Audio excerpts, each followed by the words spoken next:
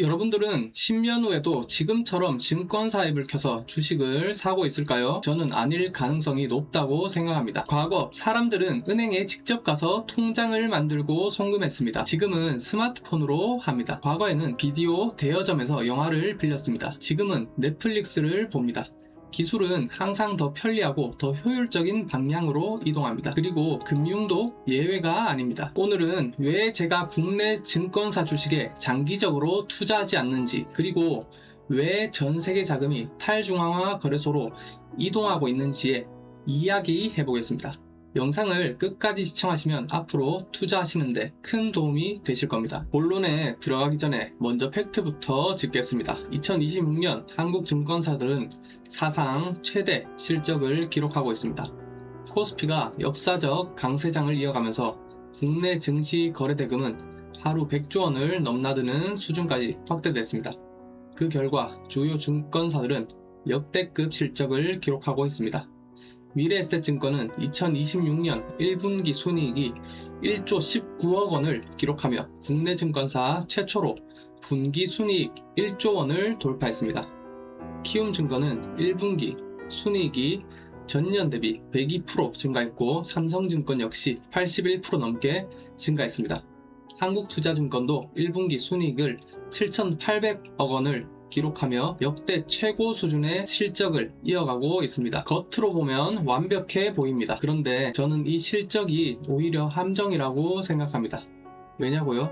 이 실적의 핵심 원인은 기업 경쟁력이 아니라 증시 활황입니다. 코스피가 급등했고 거래 대금이 폭증했고 그 결과 수수료 수익이 폭발적으로 늘어난 것입니다. 만약 코스피가 조정을 받는다면 어떨까요? 거래량이 줄어들면 지금의 실적도 빠르게 감소할 수 있습니다. 실제로 증권사의 핵심 수익원인 브로커리지 수익은 거래량에 매우 민감합니다. 결국 지금의 실적은 증권사가 잘해서 나온 결과라기보다 증시가 미친 듯이 상승했기 때문에 나온 결과에 가깝습니다. 이걸 과연 10년, 20년 들고 갈 장기 투자 종목으로 볼 수 있을까요? 저는 아니라고 봅니다. 그리고 더 근본적인 문제가 있습니다. 지금부터 그 이야기를 하겠습니다. 첫 번째, 거래 시간이 너무 짧다. 한국 증시는 평일 오전 9시부터 오후 3시 30분까지만 열립니다. 하루 6시간 31년으로 따지면 약 250거래일, 즉 1년 8,760시간 중 단 1,625시간만 열려 있습니다. 전체 시간의 18%에 불과합니다. 주말은 아예 문을 닫습니다. 하지만 세계 경제는 24시간 움직입니다. 미국 CPI 발표도 새벽에 나오고 중국 경제 지표도 장 마감 후에 나옵니다. 시장은 쉬지 않는데 거래소는 쉽니다. 두 번째는 수수료와 세금 구조입니다. 증권사 수수료, 거래세 하나씩 뜯어보겠습니다. 키움증권 기준 온라인 수수료는 약 0.015% 수준입니다. 여기까지는 작아 보입니다. 그런데 여기서 끝이 아닙니다. 국내 주식을 팔 때는 증권 거래세가 붙습니다. 2026년 기준 코스피 0.2%입니다. 매수할 때가 아니라 매도할 때마다 자동으로 떼갑니다. 수익이 나든 손실이 나든 상관없이 0.2% 무조건 떼갑니다. 팔기만 하면 무조건 나갑니다. 1억을 팔면 2만원, 10억을 팔면 200만원입니다. 수수료 0.015%에 거래세 0.2%를 더하면 매도 한 번에 약 0.215%입니다. 1억으로 하루 단타 5번만 해도 약 107만원이 그냥 녹는 겁니다. 수익 상관없이 손절을 해도 그냥 거래만 했는 기준에 수수료 세금만 107만원입니다. 1년에 250일 단타 치면 2억 6,700만원입니다. 복리 손실까지 더하면 실제 비용은 이보다 훨씬 커집니다. 세 번째는 중앙화 리스크입니다. 증권사가 서버를 운영합니다. 증권사가 거래를 승인합니다. 증권사가 내 계좌를 관리합니다. 실제로 2021년 한국투자증권, 2022년 키움증권 등에서 시스템 장애로 수십만 명이 주문이 지연되거나 체결되지 않는 사고가 발생했습니다. 내 돈인데도 내가 완전히 통제 하지 못하는 상황이 반복되고 있습니다. 네 번째, 팔아도 돈이 바로 안 들어온다. 이건 진짜 말이 안 되는 규정인데 아직도 유지되고 있습니다. 한국 주식을 팔면 그 돈이 바로 내 계좌에 들어오지 않습니다. 매도 체결일로부터 영업일 기준 2일 후에 출금이 가능합니다. 월요일에 팔면 수요일에 돈이 들어옵니다. 금요일에 팔면요, 주말은 영업일이 아니니까 다음 주 화요일에 돈이 들어옵니다. 내 주식을 팔았는데 내 돈이 아닌 상태가 최대 4일입니다. 급하게 돈 쓸 일이 생겼을 때 주식 팔아도 바로 못 씁니다. 국내 주식 팔고 해외 주식이나 코인으로 갈아타고 싶어도 즉시 출금이 안 됩니다. 이건 한국 예탁결제원이 거래를 처리하는데 걸리는 시간 때문인데 사실상 디지털 시대에 전혀 맞지 않는 구조입니다. 반면 탈중앙화 거래소 덱스는요, 거래 체결과 동시에 내 지갑으로 즉시 들어옵니다. 몇 초면 끝납니다. 이틀, 하루도 아닙니다. 몇 초 단위입니다. 이제 반대편을 보겠습니다. 탈중앙화 거래소를 덱스라고 부릅니다. 탈중앙화 거래소가 뭐냐고 생각하시는 분들은 쉽게 말해 덱스는 증권사나 거래소 같은 중개인이 없이 개인이 직접 거래하는 시장이라고 보시면 됩니다. 2026년 현재 하이퍼리퀴드는 일부 대형 중앙화 거래소보다 더 많은 거래량을 처리하고 있습니다. 월 1조 달러를 넘기는 수준까지 성장했습니다. 이는 한화 약 1,400조 원의 이상의 규모입니다. 불과 몇 년 전과 비교하면 수백 배 성장한 시장입니다. 덱스는 이제 틈새 시장이 아니라 전 세계 금융시장의 새로운 경쟁자로 성장했습니다. 24시간 거래, 낮은 수수료, 자산, 직접 보관. 사람들은 중앙화 거래소를 떠나서 왜 이곳으로 이동할까요? 첫 번째, 24시간 거래 그리고 수수료가 압도적으로 낮습니다. 국내 주식 팔 때만 해도 거래세가 0.2%입니다. 덱스는요, 하이퍼리퀴드 기준 수수료가 0.01%입니다. 근데 이게 플랫폼이 가져가는 게 아니라 유동성을 공급한 일반 투자자들에게 돌아갑니다. 거기다가 365일 24시간 쉬지 않는 시스템. 새벽 3시에 미국발 악재가 터져도 일요일 오후에 매수 기회가 와도 바로바로 대응할 수 있습니다. 한국 증시처럼 내일 장 열릴 때까지 기다려야지 이런 게 없습니다. 자, 그리고 삼성전자, SK하이닉스, 현대차 이미 덱스에서 24시간 거래됩니다. 이게 핵심입니다. 많은 분들이 모르시는 사실인데 이미 지금 이 순간에도 덱스에서는 삼성전자, 하이닉스, 현대차, 코스피 200 등등 모든 것들이 24시간 거래되고 있습니다. 키움증권 앱 켤 필요 없습니다. 계좌 개설 필요 없습니다. 신분증 필요 없습니다. 그것도 단순 매수 매도만이 아닙니다. 공매도도 가능합니다. 레버리지도 가능합니다.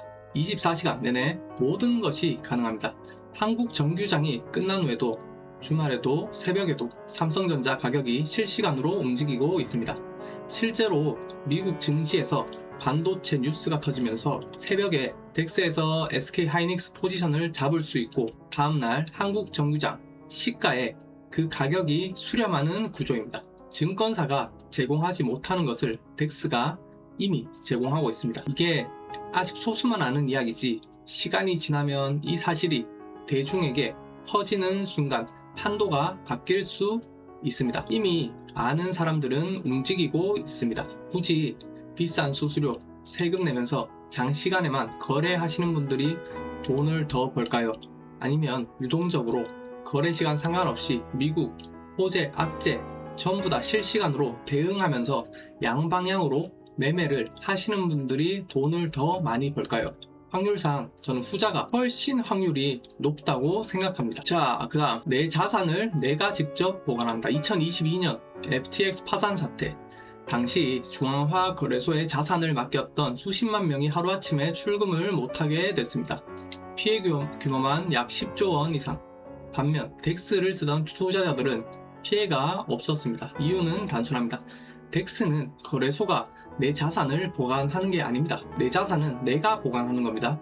내 지갑에 내가 직접 들고 있는 겁니다. 증권사 서버가 터져도 거래소가 파산해도 내 자산은 그대로입니다. 지금 쓰는 증권사들은 전부 다 중앙화 거래소라고 생각하시면 됩니다. 국경 없는 글로벌 시장 접근, 한국 증권사로 살 수 있는 것들은 제한적입니다. 해외 주식은 환전 수수료, 거래 시간 제한, 상품 제한이 따라 붙습니다. 덱스는 다릅니다.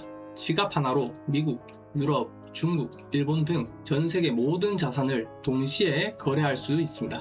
주식, 코인, 원자재, 실물 자산, 토큰까지 전 세계가 하나의 시장으로 연결되는 흐름, 덱스가 그 중심에 있습니다. 익명성, 지갑만 연결하면 됩니다. 이름, 주민번호, 신분증, 계좌 개설 모두 필요 없습니다. 전 세계에 약 14억 명이 아직도 은행 계좌가 없는 상태입니다. 이들에게 덱스는 처음으로 금융에 접근할 수 있는 창구가 됩니다. 키움증권, 미래에셋증권, 삼성증권, 지금은 코스피 불장 덕분에 역대 최고 실적을 찍고 있습니다. 하지만 이 실적은 시장이 좋아서 나온 것이지 증권사가 혁신해서 나온 것이 아닙니다.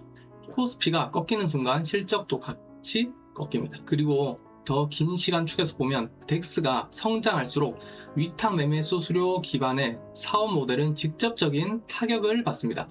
STO 진출, 디지털 자산 사업을 선언하고 있지만 속도가 너무 느립니다. 덱스는 이미 코스피에 맞먹는 하루 거래량을 기록하고 있는데 증권사들은 아직 내부 검토 단계입니다. 더 근본적인 문제는 증권사의 존재 이유 자체가 흔들린다는 겁니다. 중개인이 필요 없는 세상에서 중개 수수료로 먹고 사는 기업의 미래는 밝기 어렵다고 저는 생각합니다.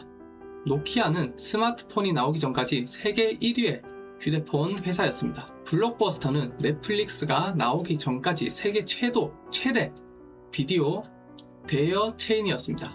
그들이 망한 건 실력이 없어서가 아니었습니다. 시대가 바뀌었는데 사업 모델이 바뀌지 않았기 때문입니다. 인터넷이 등장했을 때 오프라인 서점은 사라지지 않을 것이라고 했습니다. 결과는 아마존이었습니다. 미국 대형 서점 체인 보더스는 폐업했고 바은스앤노블은 간신히 살아남았습니다. 스트리밍이 등장했을 때 비디오 대여점은 사라지지 않을 것이라고 했습니다. 결과는 넷플릭스였습니다. 블록버스터는 한때 전 세계 9,000개 매장을 운영했지만 지금은 미국에 단 한 개만 남아있습니다. 스마트폰이 등장했을 때 피처폰은 사라지지 않을 것이라고 했습니다. 결과는 아이폰이었습니다. 한때 휴대폰 1위였던 노키아의 시장 점유율은 스마트폰 등장 후 10년 만에 40%에서 1% 미만으로 붕괴했습니다. 지금 우리는 금융의 변화를 보고 있습니다. 증권사가 완전히 사라질 수도 있고 아닐 수도 있습니다. 하지만 시장의 중심이 이동하고 있다는 것은 분명해 보입니다. 저는 내일 당장 증권사가 망한다고 말하는 것이 아닙니다. 오히려 올해는 역대 최고 실적입니다. 하지만 그 실적이 구조적 혁신이 아니라 코스피 불장 덕분이라는 걸 기억해야 합니다. 즉 회사가 기술력이 있어서 최고 실적이 낸 게 아니라는 겁니다. 10년, 20년 뒤를 본다면 생각해 볼 필요가 있습니다. 주말에도 거래할 수 있고 국경이 없고 24시간 열려있고 낮은 비용으로 운영되고 내 자산을 내가 직접 관리할 수 있는 금융 시스템, 그리고 하루 6시간 반만 열리고 중개인이 필요하고 계좌 개설이 필요하고 할 때마다 거래세 0.2%가 나가는 금융 시스템 덱스, 월 거래량이 300조를 넘어선 지금 이 질문은 더 이상 먼 미래 이야기가 아닙니다. 과연 미래 세대는 어떤 쪽을 선택할까요? 여러분은 어떻게 생각하십니까? 시청해주셔서 감사합니다.